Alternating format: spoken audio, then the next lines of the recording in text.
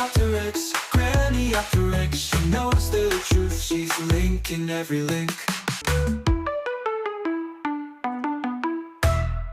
Hello. I blurred out the picture because that might cause me trouble with YouTube, but the headline should be enough to let you know more or less what the picture is showing. It shows a man sitting on another man and apparently trying to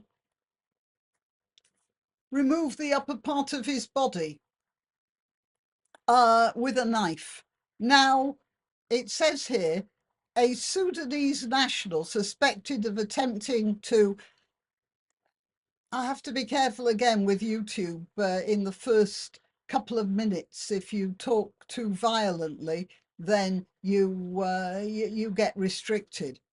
A 30-year-old man was charged with attempted murder after a male in his 40s, named locally as Stephen Ogilvie, suffered significant injuries to his face, neck and back on Monday night. Apparently, according to the police so far, and you can't rely on what the police are telling you, but they say his injuries have been significant, affecting his eyes. It looks like this man was slashing at his eyes, and he may end up very badly disabled for the rest of his life because of the actions of this man. Now, we are just reeling from the treatment of a young man called Henry Novak. I don't want you to forget that in the horror of this, that this overshadows it, and by next week there'll be something else that will overshadow even this, and so it will go on. But we mustn't forget these people. Henry Novak. I'm just saying that to remind you that one piece of bad news does not blot out another piece of earlier bad news. This fellow here, now he's obviously mentally unstable, just to take to the streets and start hacking at people, but I'm not excusing him in any way. He should not have been here. And this is what's happening, as I've mentioned before. The sort of people who come here in small boats are the maddest, the cruelest, and the ones with the sharpest elbows of any people from the society from which they came. Otherwise, they wouldn't have been able to get here. The worst and most violent, the most wicked and cruel, they are the ones in general who make it here. Now, does anyone remember this guy? His name was, I assume it was, Abdul Shakur Ezedi, which, and you notice how now you see there's a mark on his face. He threw a corrosive substance on the over a woman that he reckoned he had rights to. And then, and you see how this newspaper reported it. It says he pushed a 3-year-old girl to the ground and threw an alkaline substance at her 8-year-old sister, and the girl's 31-year-old mother near Clapham Common. Actually, he didn't push a child to the ground. He picked a 3-year-old girl up, lifted her above his head and threw her to the ground, and then picked her up and did it again. I don't know what happened to those people. The mother got this corrosive substance thrown over her, and some of the corrosive substance splashed into his eye. You can see from the injury he has what might have happened to the woman as well. And I want you to remember this Ezedi person when you hear what Hilary Benn has to say in Parliament. I'm going to read that now when I find it. Okay, here.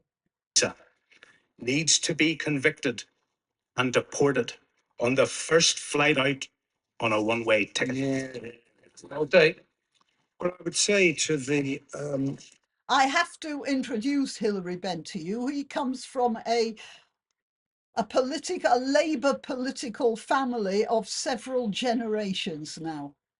And he's obviously very highly educated and terribly superior in his socialist credentials. Right honourable gentleman, on his last point, as he will be well aware, any foreign national who abuses the hospitality of this country to commit crime should be in no doubt of our determination to deport them. Right. And I want to remind you of Ezedi, and he's not the only one. I'm just using him as an example. There's another one who went to a train and killed 3 people on the train. They're all mad, obviously. The poor people, they have damaged, injured minds, but we don't have to look after those people. We don't have to take them in. We don't have to risk our lives and our children's lives just because these poor souls are completely lost and in the grip of an evil we can only imagine.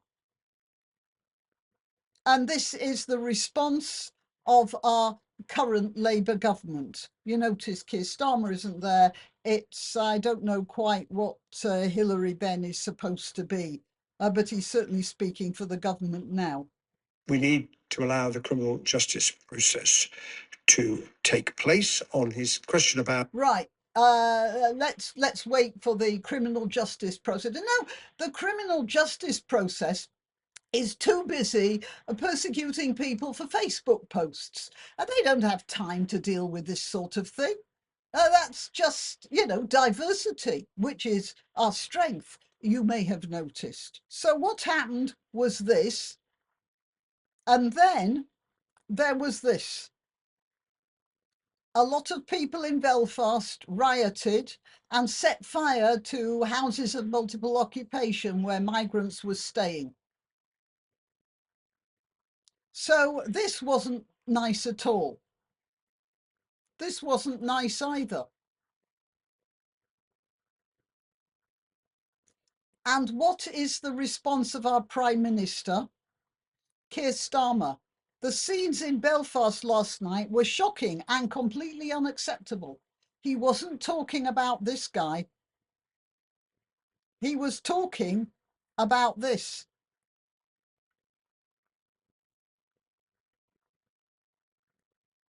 There is no justification for the violence and disorder that we saw threatening our communities, nor for those who encouraged it online or elsewhere. So again, he's talking about the far right and whipping people up. He's not saying that people are upset, angry, and terrified. He's talking about some external force whipping them up. How much whipping up do you think any parent would need when there's this sort of person racing about the place with a knife? And everything he said here about this could actually be said about this. There's no justification for the violence and disorder threatening our communities, nor for those who encouraged it. The ones who encouraged it in this case, probably in the local mosque. But he's not talking about that. He's talking about the ordinary people, angry and terrified by those sorts of monsters walking among them. I've spoken to the Chief Constable of the Police Service of Northern Ireland to convey my thanks for their bravery in keeping people safe.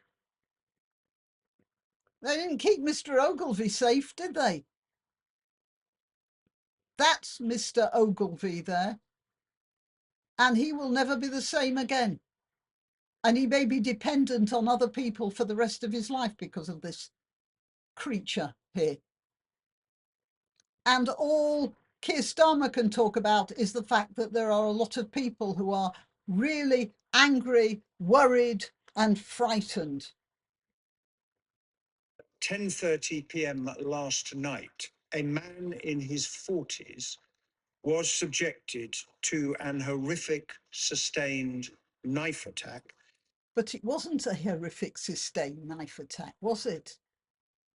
It was more than that. And it wasn't the knife that was attacking him. It was a Sudanese, or was it Somalian? I don't know, as if that makes any difference. Who got here illegally. That's what it was. But no, it's just this random knife suddenly developed a dislike for this 40-year-old in a street fellow. in North Belfast. He is in hospital in a serious condition, having suffered very severe injuries. I know the thoughts of the whole house will be with him and his loved ones Thoughts aren't enough. at what must be a time of unimaginable distress. The response from the police service of Northern Ireland was immediate. A man in his 30s was arrested on suspicion of attempted murder. He remains in police custody and Though, as a matter of fact, this was the right-wing thug who protected what was left of Mr. Ogilvy. His name is Matthew McTahiran. And he's just the sort of right-wing thug that Keir Starmer doesn't like. I don't know why he had a hurling stick with him, but he took a hurling stick to this fine gentleman here. If you don't know what a hurling stick looks like, it's sort of a cross between a cricket bat and a hockey stick. And he battered this guy around the head to try and get him off his victim.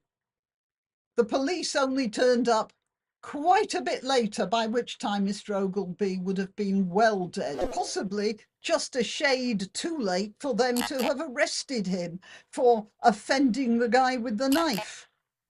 And there is no justification for the violence, according to Keir Starmer. Look, I don't condone violence, and I wouldn't be, I hope I wouldn't be doing that myself, but I can understand it very well. And appealing for calm must be the priority. Just keep quiet and don't complain. Appealing for calm is his idea of the response. You know, you can appeal for calm as much as you want, Starmer. When people are frightened, an appeal for calm probably doesn't wash too well. Okay, till next time. You can help my channel by subscribing and clicking the notification bell. That's quite important. And by sharing if you're so inclined. Links to my other channels and to donation methods are in the description. But the best way you can help is simply by clicking like and notify. Thank you.